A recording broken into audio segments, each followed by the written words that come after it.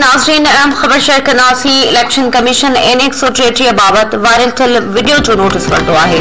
Returning officer video में नज़र ईंदड़ माण्हुनि जी सुञाणप जे हवाले सां मदद घुरी वरिती आहे। जारी कयल नोटिस में चयो वियो आहे commissioner Lahore, IG Punjab, NADRA chairman ऐं पैमरा खे इन हवाले सां नोटिस जारी कया विया आहिनि। अव्हांखे ॿुधायूं, नादरा, पैमरा, पुलिस ऐं कमिश्नर लाहौर वीडियो जी फॉरेंसिक कराए रिपोर्ट जमा कराइनि।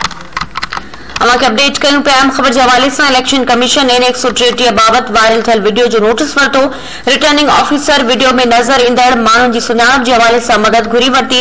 Commissioner Lahore, IG Punjab, NADRA chairman ऐं पैमरा खे नोटिस जारी।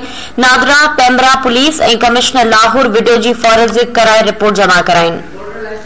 इन बाबति अपडेट्स लाइ असां राब्तो कयो आहे ब्यूरो चीफ इस्लामाबाद नज़ीर चारण सां। नज़ीर, इन बाबति अपडेट कजो।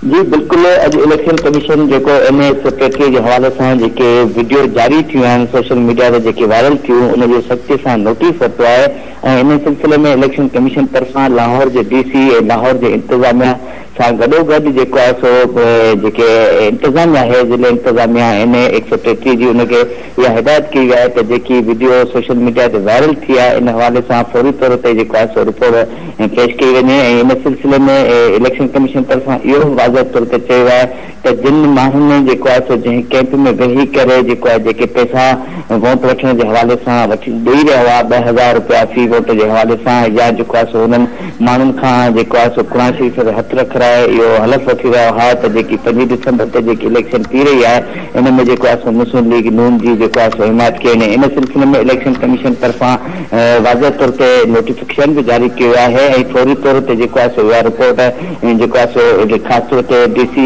लाहौर खे भी हिदायत की है तो जेकी इन हवाले से जेकी रिपोर्ट है वह पेश की वञे। इन सिलसिले में मां तव्हांखे इहो ॿुधाईंदो आहियां त हिकु तरफ़ जेको आहे सो मुस्लिम लीग नून तरफां भी इहो वाज़ह तौर ते जेको आहे सो बयान जारी किया है त जेको आहे सो इलेक्शन कमीशन जे तरीक़े से नोटिस वरितो आहे उन सां गॾोगॾु इहो बि जेको आहे सो इलेक्शन कमीशन खे कमु करणु घुरिजे त जिन माण्हुनि नज़ीर, वरी महिरबानी तफ़सील आहे।